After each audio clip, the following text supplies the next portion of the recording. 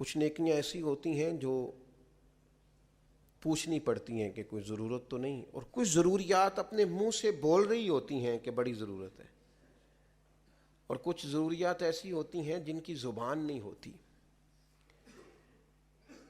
ہمیں نظر آ رہا ہے ٹھنڈ کافی زیادہ ہے، تو میرا خیال ہے سڑک پہ چلتا ہوا اگر کوئی شخص ہمیں پتلے کپڑوں میں نظر آئے اور جس کے بدن پر سویٹر بھی نہ ہو اور جس کے پاس چادر بھی نہ ہو، گرم ٹوپی اور جرابوں سے بھی وہ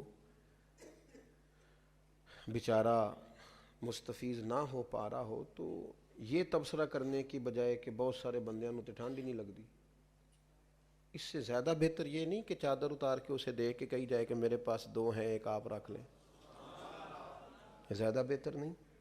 کچھ ضروریات خود بھی تو بولتی ہیں، کچھ ضروری ہے کہ آپ بول کے کہیں، پوچھیں۔ آپ اپنی مرضی کا تبصرہ کر رہے ہیں کہ بڑے بندے نوں ٹھنڈ ہی نہیں لگتی، آپ کو پتہ نہیں ہے بھائی، پتہ نہیں ہے۔ جب گھر میں کھانا تھوڑا ہو تو اماں کہہ دیتی ہے پتر میں تھوڑی دیر پہلے ہی کھادا ہے، کھانا ہی تھوڑا ہے تو پھر وہ اپنے بچوں کے منہ سے نوالا چھینے گی کیا؟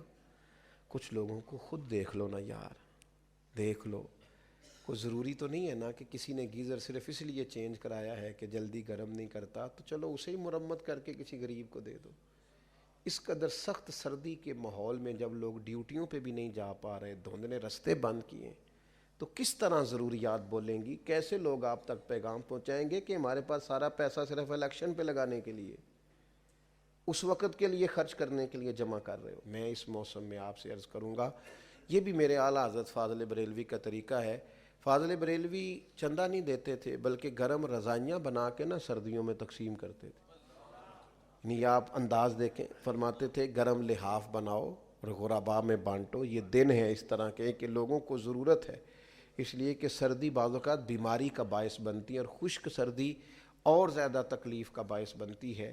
تو ضروریات ضروری ہے کہ بول کے کہیں گے؟ آپ کو نظر آ رہا ہے آپ کے ارد گرد کیا حالات ہیں، تو ان حالات پر توجہ کریں۔ اللہ سمجھنے کی توفیق دے۔